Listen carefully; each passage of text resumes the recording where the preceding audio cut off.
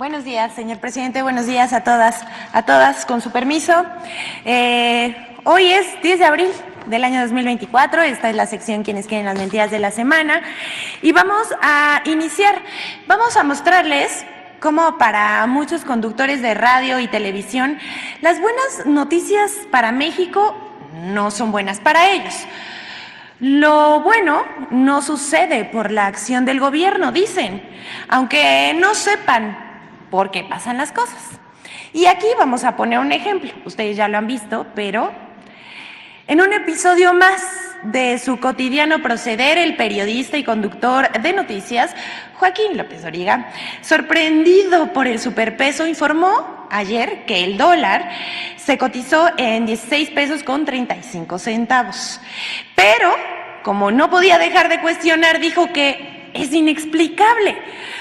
Por más que le quieran dar explicaciones que las políticas públicas, dice, eso no es así.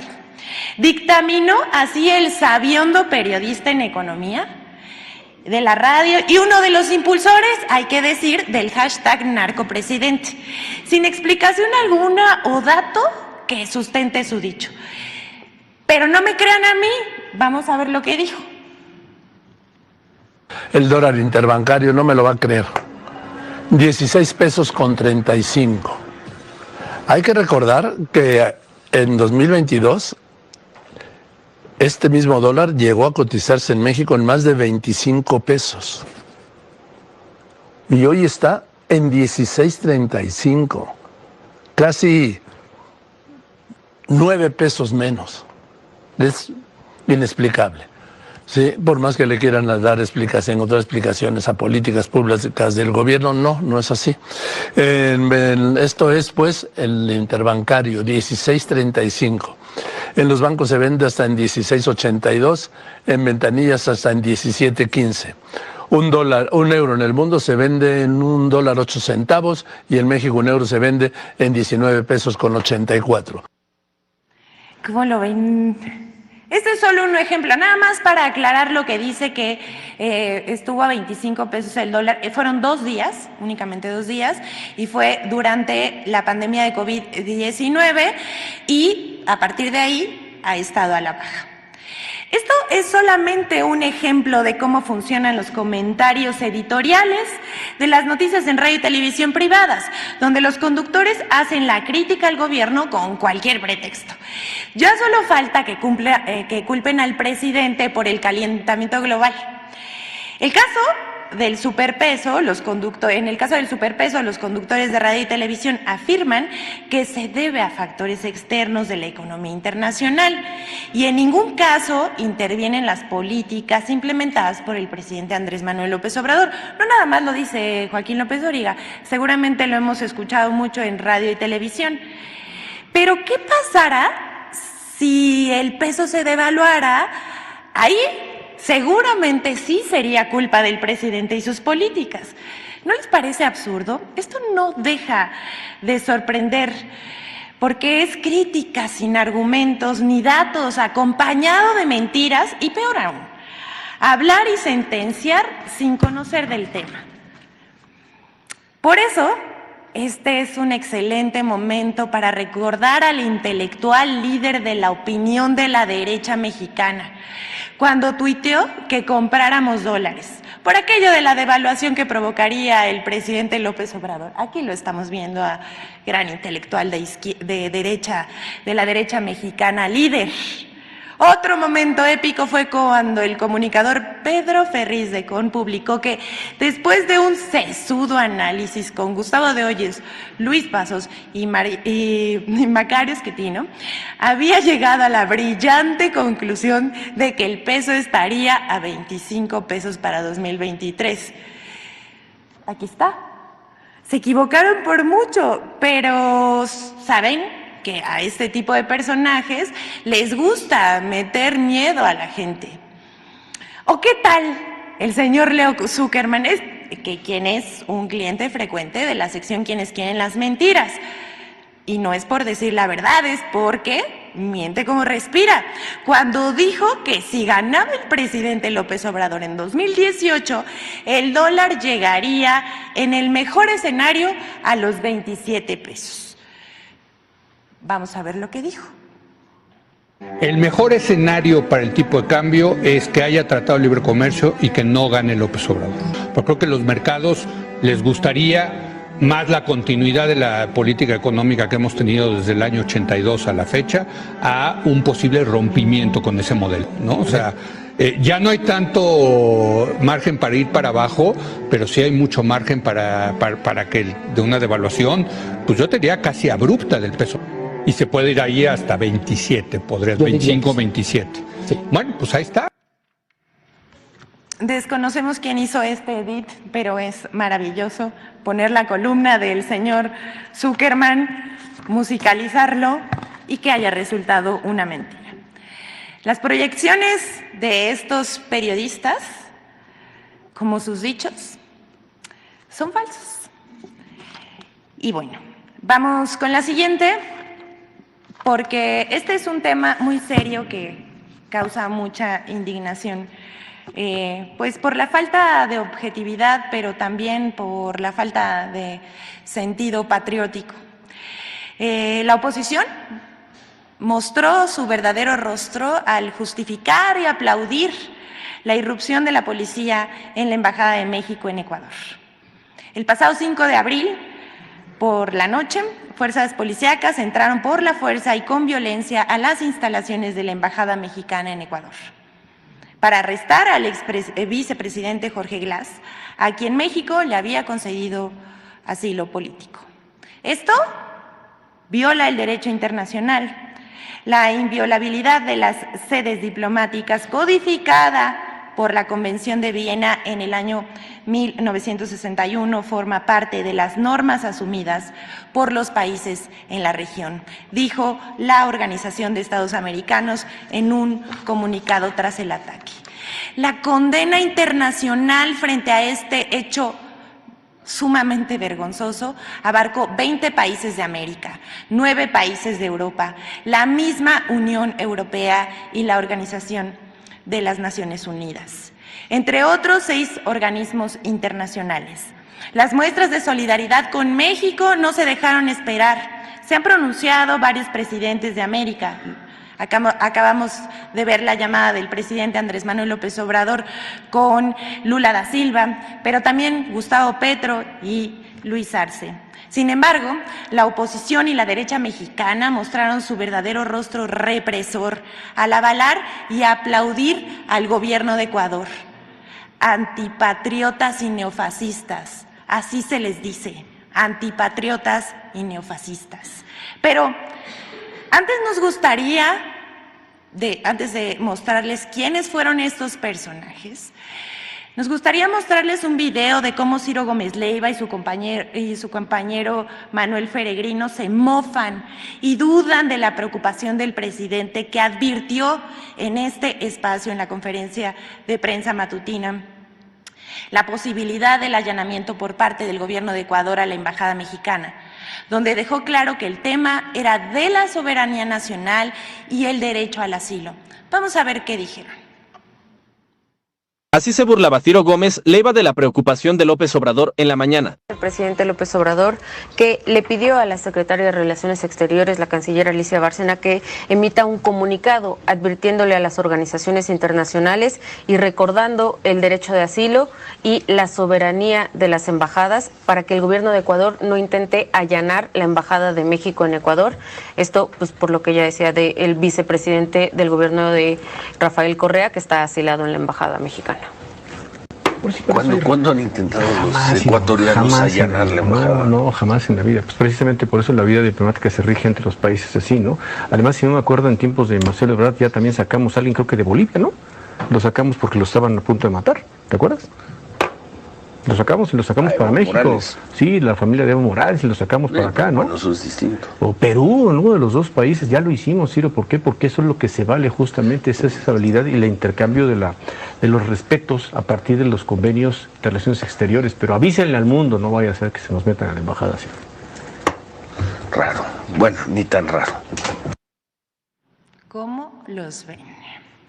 De los apoyadores o justificadores en México de la agresión policíaca a la embajada destaca la senadora Indira Kebnis, no nos sorprende nada, la sobrina de Felipe Calderón, Mariana Gómez del Campo, América Rangel, Javier Lozano, Jorge Triana, Marco Cortés y la candidata de la oposición, Gabriel Cuadri, la senadora Lili Telles, que fue lamentable lo que hizo ayer, no vamos a mencionarlo, pero qué vergüenza.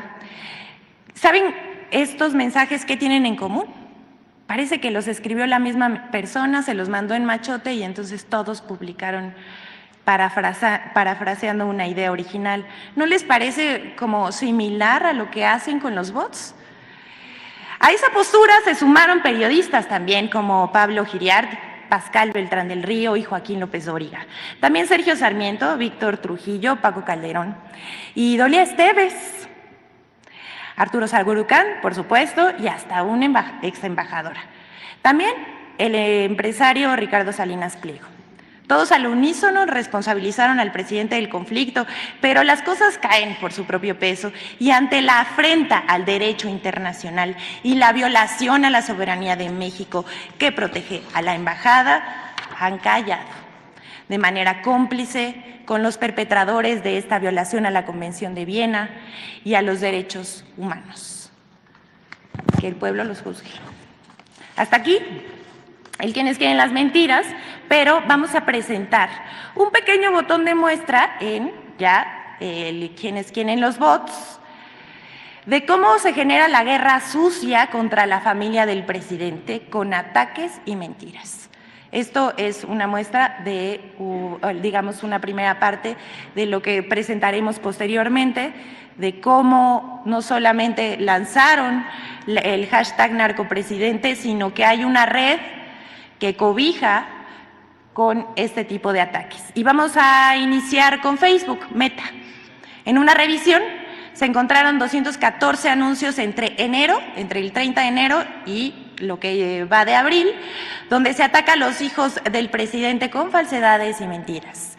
Casi la mitad de las páginas de Guerra Sucia, unas 100 aproximadamente, promocionan como publicidad pagada contenidos contra el presidente, las obras de su gobierno y contra su familia. Se trata de un gasto de más de $500,000 de pesos. Aquí lo podemos ver, si le hacen zoom solamente a un anuncio, solamente para que vean, se pagan 25,000 pesos por anuncio. Esto equivale a que esperan un alcance más o menos de 1,000,000 de impresiones, de 1,000,000 de visitas a este tipo de anuncios. A esto hay que sumar los gastos de producción de los contenidos, incluidos los salarios de los periodistas como Loret, que ya sabemos que si ganara más o menos 2 millones de pesos mensuales, más los costos de operación y difusión, en 3 meses más o menos se han gastado 10 millones de pesos. En el caso de los contenidos pagados, se comprobó que el 65.3% del dinero gastado en la guerra sucia contra la familia del presidente provienen de Carlos Loret de Mola y sus latinos. Cada publicación en Facebook se publicita, tendría que pagamos, como le acabamos de decir, más o menos llegar a 1,000,000 de personas, imagínense. Asimismo, en el caso de la red social X, que vamos a ver, el conductor de noticias también encabeza la guerra sucia, estoy hablando de Carlos Loret de Mola, ha emprendido no solamente esta campaña en contra de la familia del presidente y sus obras, también la ha desarrollado la narrativa en contra de los hijos del presidente. De enero a la fecha hay más de 600,000 menciones de sus cuentas relacionadas con información de la familia del presidente. La mayor parte de esa conversación es impulsada por él mismo, por la cuenta de Carlos Loret de Mola. Y como pues dice su programa, así las cosas. Que ahí quede, nada más para que observemos este otro botón de muestra de cómo se está pagando una guerra sucia sin precedentes en contra del presidente de México. Pero vamos ahora a un resumen, porque ahora ya son 10 semanas de la campaña en X contra el presidente. Haciendo una breve actualización de los ataques pagados y robotizados contra el presidente Andrés Manuel López Obrador en la red social X, antes Twitter, que impulsaban etiquetas o hashtag como #narcopresidente. En 10 semanas se han impulsado 41 hashtags como narcogobierno y #narcopresidente AMLO. Más de 15 de esas etiquetas tenían errores de ortografía que difunden los bots y robots. Son 26.323.509 menciones en tweets de ataques generados entre el 31 de enero y el 7 de abril. Si sumamos la etiqueta narcocandidata, superan los 33 millones de tweets o menciones. Más del 60% provienen del extranjero. Aquí vemos el mapa. Destacan Argentina, Colombia, España, Estados Unidos también. De esos mensajes, los tweets originales, como ya hemos dicho, solamente son el 1.7% del total. Hay un dato que hay que tomar en cuenta, este dato es nuevo. Los bots se activan entre las 4 y las 6 de la mañana. Son bots muy madrugadores, pero veamos cómo va subiendo entre las 4 y las 6 de la mañana y casi siempre el momento más álgido es durante la conferencia de prensa del presidente. Bueno, ya sabemos que así se las gastan, pero ni así han podido. Como dice el presidente, el pueblo es mucha pieza. Miren, no se vayan a enojar, pero les vamos a mostrar cómo esta campaña no les está funcionando. Porque está la encuesta del Heraldo, aquí vemos que la aceptación del presidente es del 71%. No se vayan a enojar más de lo que ya están. Por último, llegamos a la parte de la colaboración con Infodemia, que abordará las mentiras diseminadas en torno a la irrupción de la policía de la embajada mexicana en Ecuador y la postura del gobierno del presidente Andrés Manuel López Obrador. Vamos a ver.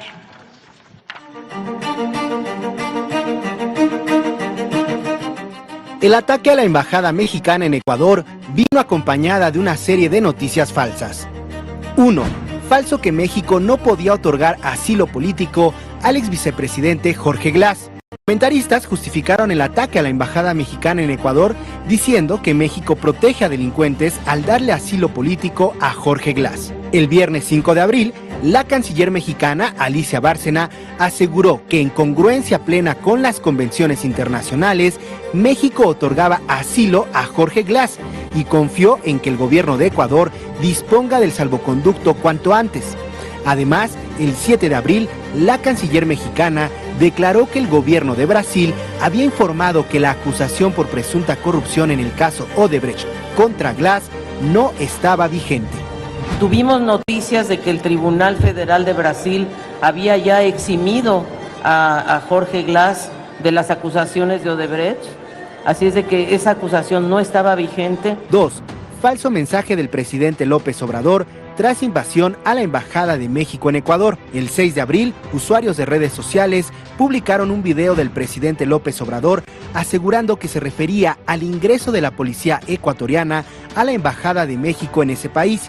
Sin embargo, el video original corresponde al 10 de enero de 2024, cuando el mandatario mexicano se refirió a la irrupción de un comando armado en el canal TC Televisión de Ecuador. 3. Falso que el ex vicepresidente de Ecuador, Jorge Glass, regresó a la embajada mexicana en Quito. Horas después de que Jorge Glass fuera sustraído de la embajada de México en Quito, una cuenta apócrifa del ex vicepresidente de Ecuador publicó información falsa que aseguraba que estaba de vuelta en la embajada mexicana. 4. Falso que Ecuador prohibió toda operación aérea privada y comercial con México. La Dirección General de Aviación Civil del Ecuador aseguró que es falso que haya prohibido toda operación aérea privada y comercial con México, como llegaron a afirmar usuarios de redes sociales. Infodemia. Señor presidente, que todas y todos tengan un buen día.